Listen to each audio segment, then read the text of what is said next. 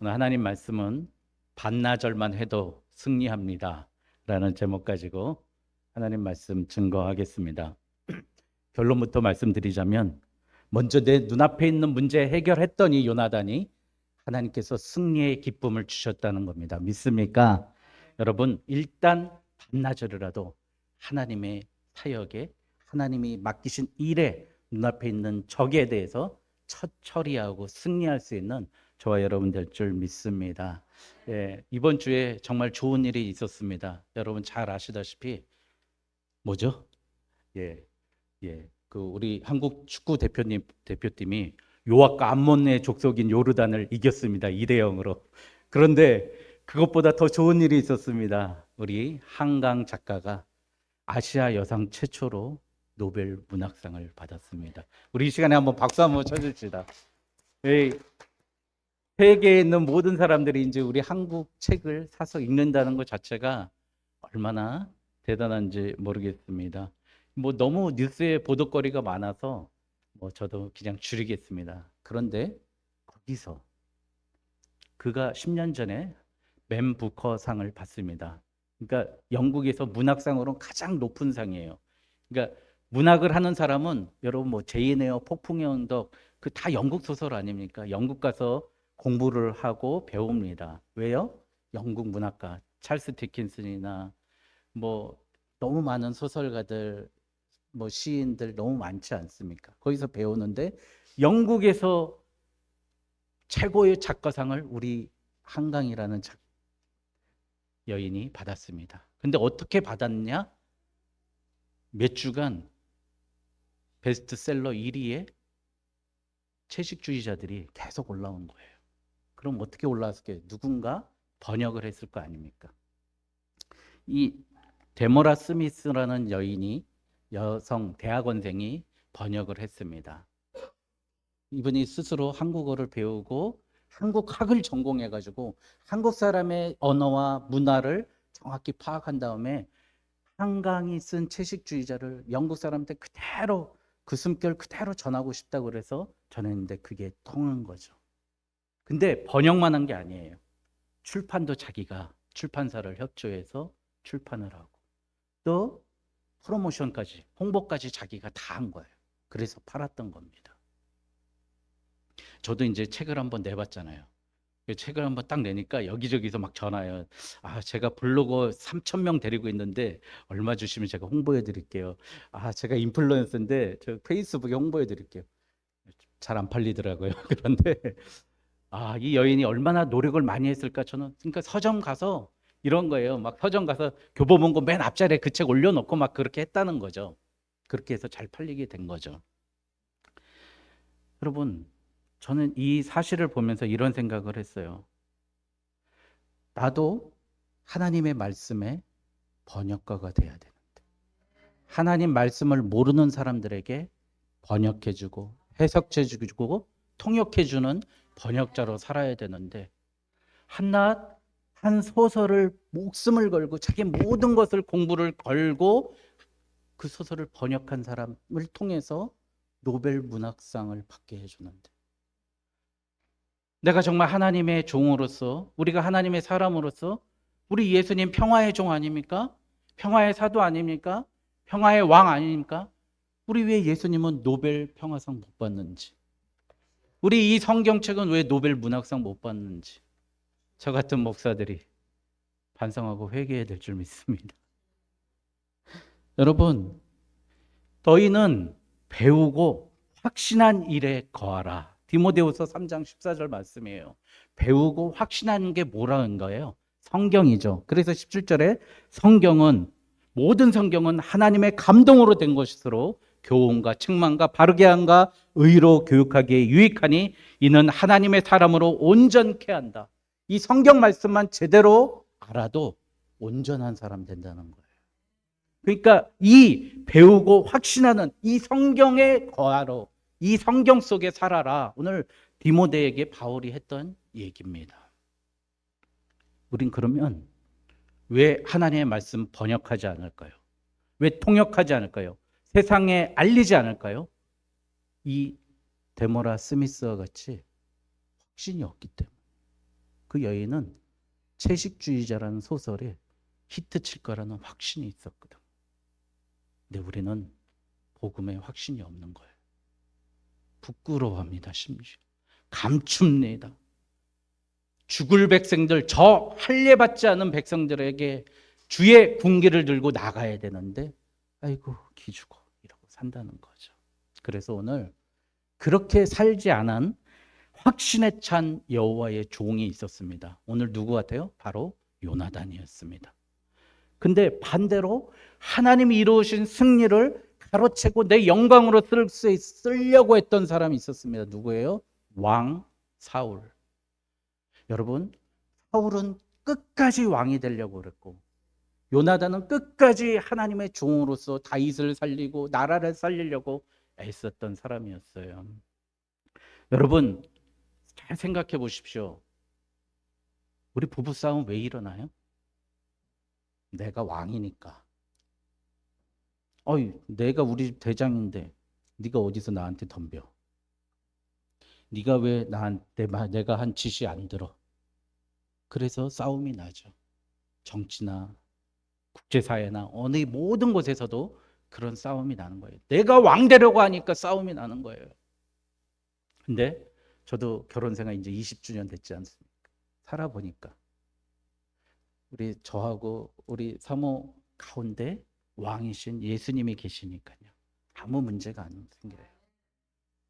도와주고 싶고 섬기시고 아유 고생했지 어깨라도 주물러주고 그러고 싶더라고요. 잘은 안 하지만 설거지도 제가 해주고 싶고 분리수거도 하러 가고 싶고 그러더라고요. 누가 왕이 되니까? 우리 하나님이 여호와가 왕이 되니까 그렇게 되더라는 거예요. 오늘 그 종처럼 살았던 요나단의 삶을 한번 보도록 하겠습니다.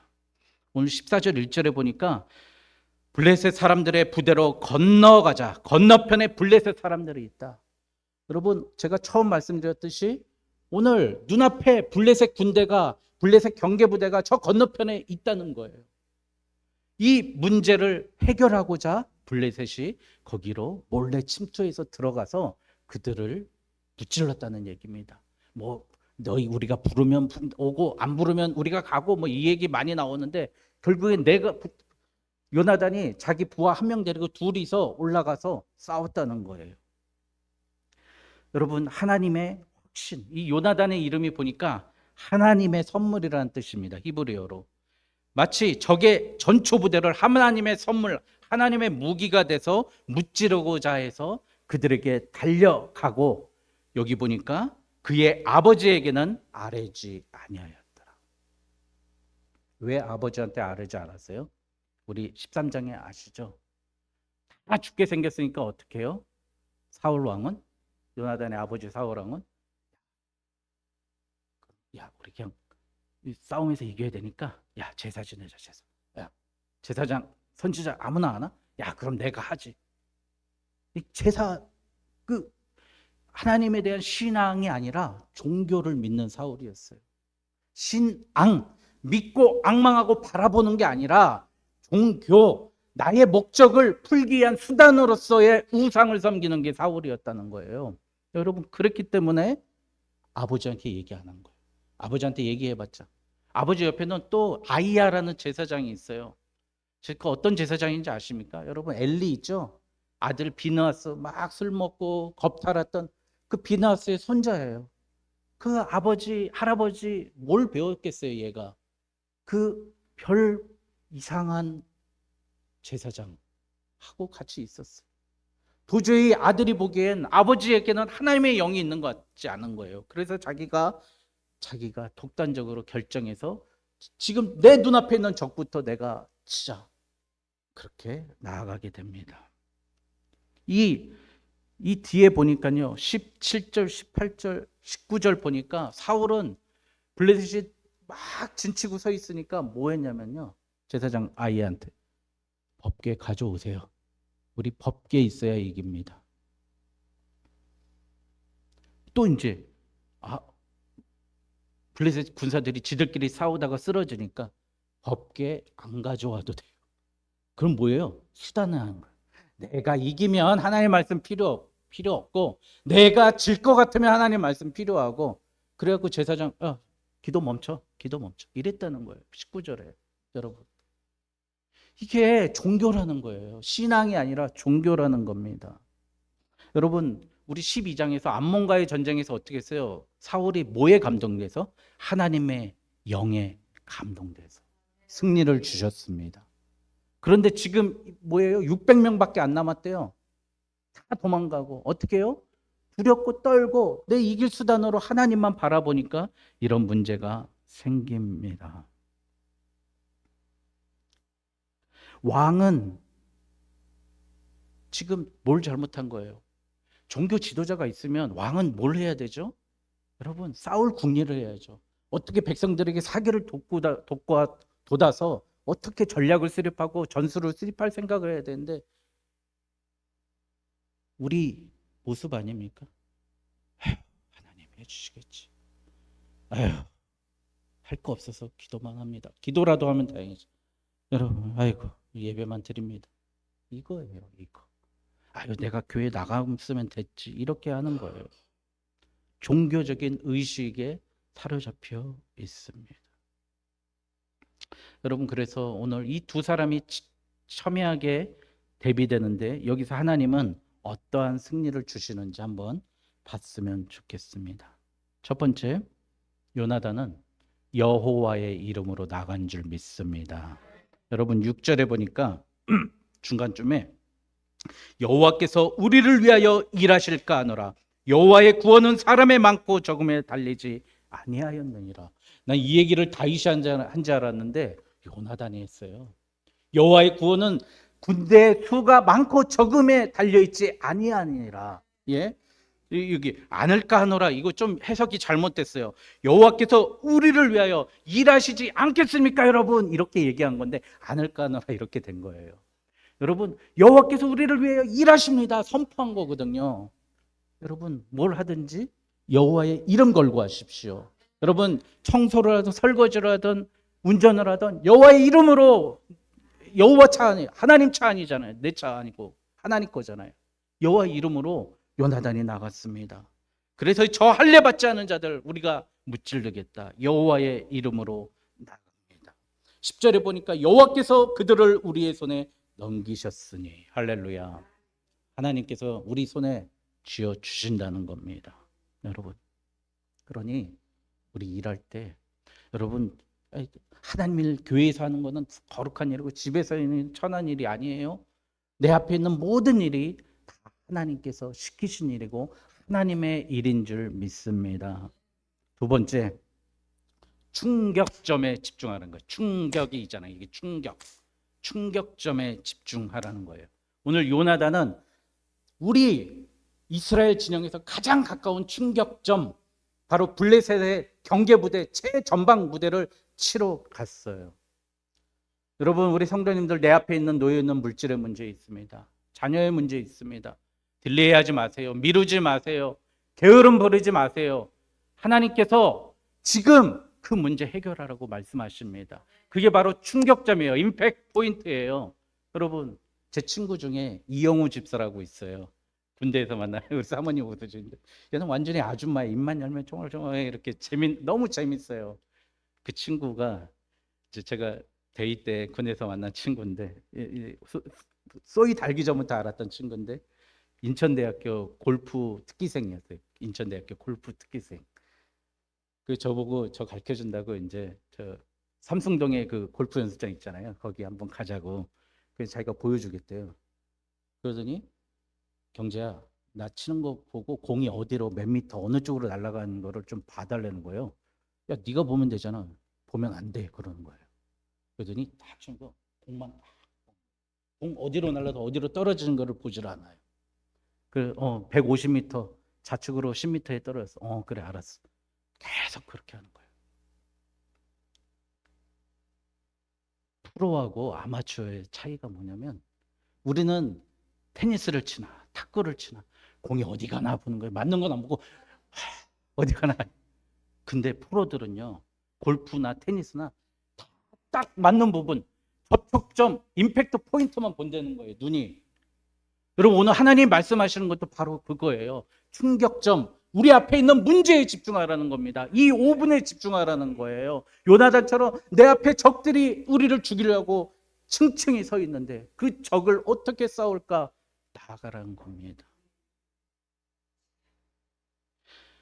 이 박두진 시인 아십니까? 박두진, 오늘 제가 이 주보에도 올렸는데 이분 전 몰랐어요. 이거 해야 떠라 둥근 해야 떠라 우리 교과서에 실었고요. 조화문, 이 마그마라는 그 락 밴드였거든요. 1980년에 그 대학가요제에서 금상인가 탔어요. 해야 떠라. 그 목사님 되셨대요. 조화문. 예. 이제 맨날 이 밤은 다시 한 번이 아니라 이 성령의 밤은 다시 한 번 하실 것 같아요. 조화문 목사님. 근데 그 박두진 그 국문과 교수시잖아요. 제자들이 찾아뵌대요. 그러면 제자들에게 그런 얘기한대. 야, 너희들 목사님들도 많대요. 은총, 성령, 은혜 이런 말 하지 마라. 성도들한테. 기독교인들이 사람들 만나서 하나님이 하셨다고, 성령님이 하셨다고, 우리 예수님이 했다고 그런 말 하지 말라는 거예요. 오늘 하루 있었던 일, 풀 한 포기 뽑으면서 행복하고 즐거웠던 일, 그런 얘기 해주는 거예요. 우리 기독교인들이, 우리 교회가 지금 임팩트 포인트를 찾지 못하는 가장 큰 이유가 뭐냐면 교회에서 맨날 비전, 소명, 사명 이런 거 얘기하니까 당장 쓰레기 하나 못 줍는 거예요. 내 앞에 있는 사소한 일 처리하지 못하는 거예요. 너무 교회에서 멀리 보는 거 바라봐. 저 중국 땅을 주시옵소서, 저 러시아를 주시옵소서, 북녘 땅을 주시옵소서 이 얘기하니까 우리 임팩트 포인트를 못 찾는 거예요. 요나단처럼 내 눈앞에 있는. 예. 이게 우리의 가장 큰 문제 아닙니까? 우리 눈은 오늘 내가 맞부딪히는 그 사건에 집중하고 있어야 되는데 그래야 프로인데 우리는 저 멀리 아무것도 하지 않으면서 저 3층 천에 가 있는 겁니다. 여러분, 세 번째로요. 작은 승리라도 하시기 바랍니다. 여러분, 오늘 14절에 보니까 반나절 땅 밭간 범이래요. 소 한 결이소가요. 멍해하고 쟁기로 밀면 반나절 하면 몇 평이나 되겠습니까? 500평 될까요? 안 될 것 같은데요. 제가 보기엔 300평 될까요? 우리 교회 이 바운더리가 한 250평이에요. 한 우리 교회 이 바운더리에서 싸웠다는 거예요. 여러분, 관우와 장비와 유비처럼 몇천 명 죽였습니까? 아니에요. 20명 죽였어요. 작은 승리였거든요. 그런데 이 승리 때문에 하나님이 15절에 보니까 땅을 진동시켜 버렸다는 거예요. 지진을 나게 했다는 거예요. 큰 울림이 있게 했다는 겁니다. 하나님께서. 여러분, 이 작은 승리가 우리에게 하나님의 일을 하실 수 있는 근거가 되는 줄 믿습니다. 하나님은 그 마중물을 보시고 우물을 샘물을 여십니다. 여러분, 오늘 작은 것, 이 꼬리에 꼬리를 물면서 건져내는 겁니다. 우리 축구 대표팀이 아까도 제가 축구 했는데 축구 대표팀이 월드컵 평가전 하면 아르헨티나랑 합니까? 스페인이랑 해요? 아니죠. 저기 뭐 미얀마, 저 뭐 몰디브, 뭐 이름도 모르는 나라하고 하잖아요. 왜 평가전을 그런 나라하고 해요? 작은 승리로 자신감 가지라는 거예요. 자신감 가지라는 거예요. 오늘 내 앞에 처해진 그 작은 임팩트 포인트로 승리할 때 하나님은 그 승리를 근거로 하나님의 군대, 엘샤다이, 하나님의 군대가 일하신다는 겁니다. 여러분, 하나님께서는요, 우리에게 절대 겁쟁이를 통해서 자신의 뜻을 전하지 않는다고 에머슨이라는 시인이 이렇게 얘기했습니다. 겁쟁이를 통해서 자신의 뜻을 전하지 않는다. 저도 말씀을 준비하다 보니까 박두진 선생님이 생각이 나는 거예요. 기독교 시인 중에 3대 시인이잖아요. 여러분 잘 아시는 윤동주, 또 가을에는 기도하게 하소서 김현승 시인, 이렇게 박두진 시인. 이분이 쓴 시를 봤더니 여러분 사도행전이라는 시를 썼어요. 시집을 오늘 담아봤습니다. PPT 잠깐만 넘겨주실까요? 우리 주보에도 있으니까 한번 같이 읽어볼까요? 첫 부분하고 끝 부분만. 사도행전 12 박두진.